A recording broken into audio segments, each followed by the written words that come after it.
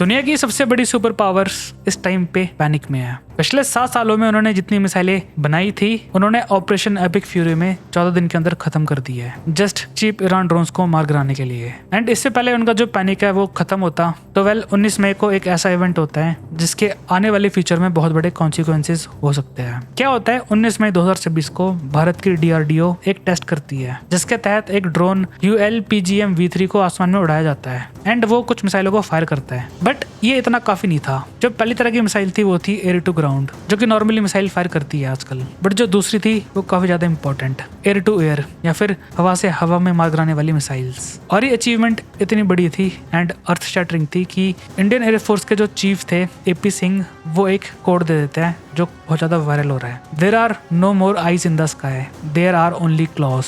और ये कोई कूल कंसेप्ट नहीं है, ये एक स्ट्रक्चरल चेंज है एंड इसके रेमिफिकेशंस इतने ज्यादा है कि जितनी भी ग्लोबल सुपर पावर्स है वो अब इस बात को धीरे धीरे समझ रही है। Hello guys, I am Prince और आज की वीडियो हम जानेंगे कि आने वाले टाइम में जो आसमान है उसको पायलट्स या जेट फाइटर्स नहीं बल्कि फैक्ट्रीज डोमिनेट करेंगी। So without wasting a time let's start the video. जो रियल स्टोरी है वो ये नहीं है कि जो ड्रोन्स आज के टाइम पे वो बहुत ज़्यादा डेंजरस है, वो चीप है एंड उनसे कई सारी बड़ी बड़ी चीज़ों को मार गिराया जा सकता है। बट इन्होंने एक ऐसा ट्रैप सेट करा है जिसमें जितनी बड़ी बड़ी मॉडर्न सुपर पावर्स और आर्मीज है वो आके गिर चुकी है, एक sort of a financial trap. And to explain this, Operation Epic Fury में क्या हुआ था, ईरान कई सारे अपने शाहिद 136 ड्रोन्स को लॉन्च करता है जिनकी कॉस्टिंग बैठती है लगभग 19 से 20 लाख रुपए की। And I am talking about one drone. But on the other hand उसको मार गिराने के लिए अमेरिका इस्तेमाल कर रहा था अपनी पेट्रियट इंटरसेप्टर मिसाइल्स, जिसका काम होता है आती हुई मिसाइल से टकराना, ना कि इन ड्रोन से। बट स्टिल फिर भी अमेरिका ने इसका इस्तेमाल करा और इस एक मिसाइल की कॉस्टिंग बैठती है लगभग $3 मिलियन, लगभग 28 से 30 करोड़ रुपए, वो भी single missile end of course excluding GST। ये एक वॉर ऑफ एट्रिशन थी जहाँ पे अमेरिका जैसा सुपर पावर बैंकरप्ट होता जा रहा था। बट जो ये टेस्ट हुआ था 19 मई को, इसने काफी सारी कैलकुलेशन को चेंज करके रख दिया है एंड इससे एक चीज जो निकल कर आई है, काफी टाइम पहले तक वो साइंस फिक्शन थी, तो वो है the concept of micro interceptors.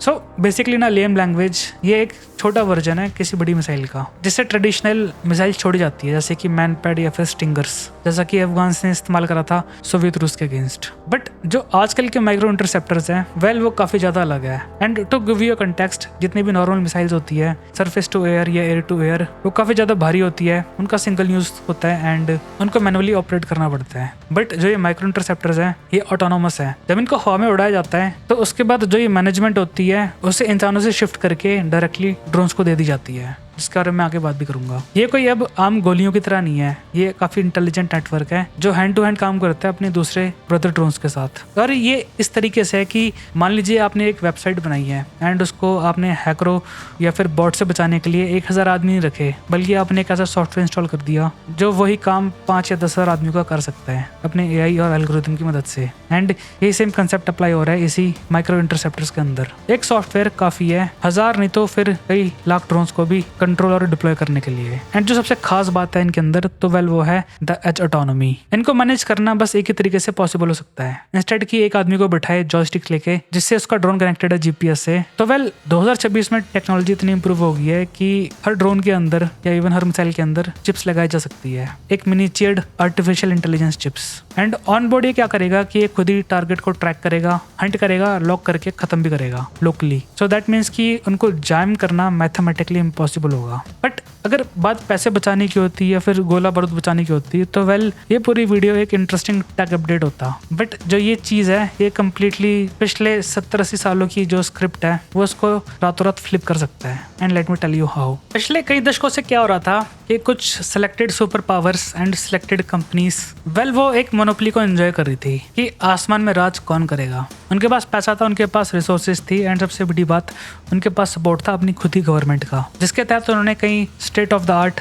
Jet fighters बनाए। अमेरिका की F सीरीज, रशिया की सुखोई एंड चाइना की जेंगडुंग। उन्होंने कई दशक लगा दिए, कई साल लगा दिए अपने सिस्टम को डेवलप करने के लिए। बट पिछले 3-4 सालों में जो ये मॉडल है ये कबाड़ा बन चुका है, स्पेशली मास मैन्युफैक्चर वॉल्यूम के आगे। अब क्या हो रहा है कि लड़ाई ना शिफ्ट हो रही है, इंस्टेड कि जो ऐसे कॉम्प्लेक्स सिस्टम को बना सकता है वहां से हटके अभी जा रही है फैक्ट्रीज के अंदर। आने वाले टाइम में हम ये देख सकते हैं कि जो एक एयर सुप्रीमेसी होगी कि आसमान को राज कौन करेगा, जो कि बाय द वे सबसे पहले इंपॉर्टेंट चीज होती है इस लड़ाई स्टार्ट होने से पहले। तो वो अब इन जो एरोस्पेस लैब्स हैं इनसे बढ़ के जा रही है फैक्ट्रीज की असेंबली लाइंस में। जो नेशन आने वाले फ्यूचर में ऐसे मिलियंस ऑफ ड्रोन्स को प्रिंट कर सकता है 24 आवर्स, सातों दिन, तो वेल वही अब जो होराइजन है उसको कंट्रोल करेगा और यहीं पे भारत का एक फर्स्ट मूवर का एडवांटेज निकल सकता है। हम एक काफी यूनिक पोजीशन में बैठे हुए हैं। भारत के पास काफी अच्छे वर्ल्ड क्लास सॉफ्टवेयर इंजीनियर्स हैं एंड टैलेंट इतना अच्छा है कि यहाँ से निकल के लोग या तो चाइना, रशिया या फिर अमेरिका में जाके अपनी सेवाएं देते हैं। बट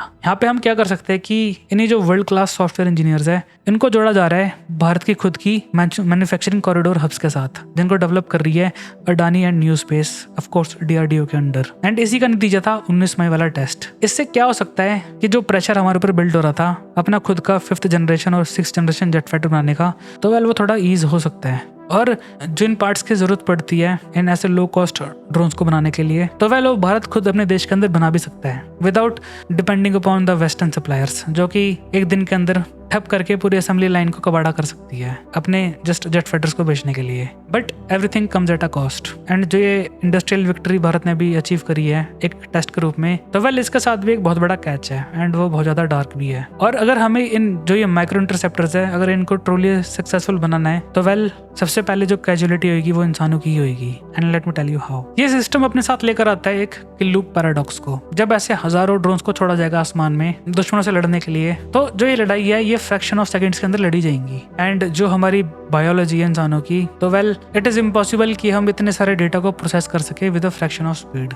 सो इसका एक लॉजिकल आंसर है कि जो ये ट्रिगर है इसे इंसानों को हटा के दे दो यानी एल्गोरिदम्स और AI को। वो डिसाइड करेंगी कब अटैक करना है, कब डिफेंड करना है, कब कैसे ट्रैप्स को सेट करना है। तो बेसिकली क्या हो रहा है कि अब मशीन डिसाइड कर रही है टर्मिनेटर मूवीज की तरह कि इसको कब कैसे मारना है। बट व्हाट इफ इसमें से एक आधे ड्रोन के अंदर ग्लिच आ जाए एंड वो खुद के देश के जो प्लेन्स उड़ रहे हैं, जो एसेट्स है, जो बंकर्स है, वो उसको मिसजज कर ले कि ये दुश्मन के हैं एंड अटैक का ऑर्डर कर दे या फिर एक चेन रिएक्शन स्टार्ट कर दे जिसको रोकना ऑलमोस्ट नामुमकिन होगा। ये वैसे सुनने में ग्लिच तो लग सकता है अंटिल यू रियलाइज कि जो ये हाइपर ऑटोमेटेड स्काई होगा आने वाले फ्यूचर में, ये जो $multi-billion इंडस्ट्री है स्टेल्थ की, ये उनके साथ क्या करने वाला है। सो अराउंड 90s के दशक में सबसे पहले कंसेप्ट आया था स्टेल्थ का। उस टाइम पे अमेरिका काम कर रहा था अपने F-22 रैप्टर्स के ऊपर एंड 10-11 साल में वो बना के रेडी भी कर देते हैं। बट जो ये स्टेल्थ टेक्नोलॉजी, इसका एक फंडा था कि जितने भी रेडार्स होते हैं लॉन्ग रेंज वाले जो जमीन के ऊपर होते हैं, उनसे इनको कैसे छुपाया जाए। कई सारी नई ज्योमेट्रीज का इस्तेमाल करा गया, रेडार ऑब्जर्विंग मटेरियल का इस्तेमाल करा गया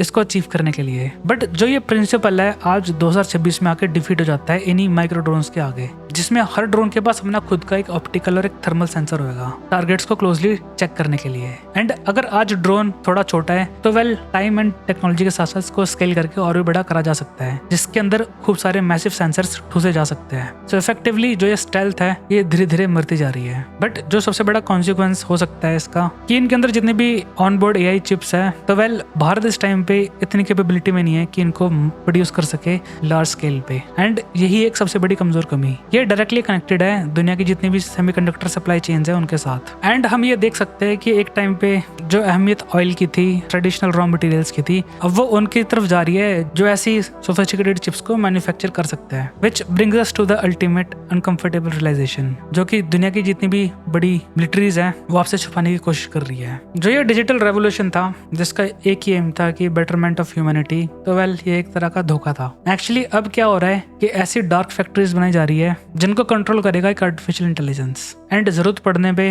वो खुद ही ऑर्डर दे सकता है ड्रोन्स को प्रिंट करने का। एंड इससे इफेक्टिवली क्या हो जाएगा, इंसानों का ये रोल होगा कि जैसे कि एक भट्टी में कोयले डालने का, ट्रेन बस अपने आप चलती रहेगी। बट एक चीज जो ये अपने साथ लेकर आ रहा है एंड इसको कोई डिनाई नहीं कर सकता कि जो ये एयर पावर थी वो इसको डेमोक्रेटाइज करने वाला है। दैट मीन्स कि कुछ हैंडफुल ऑफ कंपनीज के पास ये पावर नहीं रहेगी कि आसमान को कौन कमांड करेगा, बल्कि ये शिफ्ट होकर उनके पास जा रही है जो ऐसे फैक्ट्रीज बना सकता है जो कि ऐसे 1000 या फिर मिलियंस ऑफ ड्रोन्स को प्रिंट कर सके। बट अगर अमेरिका सुपर पावर है तो उसका भी एक रीजन है। वो क्या करते हैं कि वो आने वाले जो 10 साल है उसको स्टडी करते हैं कि आने वाले फ्यूचर में क्या थ्रेट होगा अमेरिका के लिए। उसको स्टडी करने के बाद जो फ्यूचर की प्रॉब्लम है उसका सोल्यूशन निकालना स्टार्ट कर देते हैं आज के प्रेजेंट में। एंड इसी का नतीजा है the code name project replicator, जो सीधा आंसर है इस आने वाले थ्रेट को लेके। एंड क्लिक दिस वीडियो, इसको मैंने काफी डिटेल में कवर करा हुआ है। और अगर आपको वीडियो पसंद आ रही हो so do considering subscribing my channel. मैं आपके लिए ऐसे कंटेंट और लेकर आऊंगा विद यूनिक एंगल्स के साथ। Jai Hind, good bye, take care and Prince out.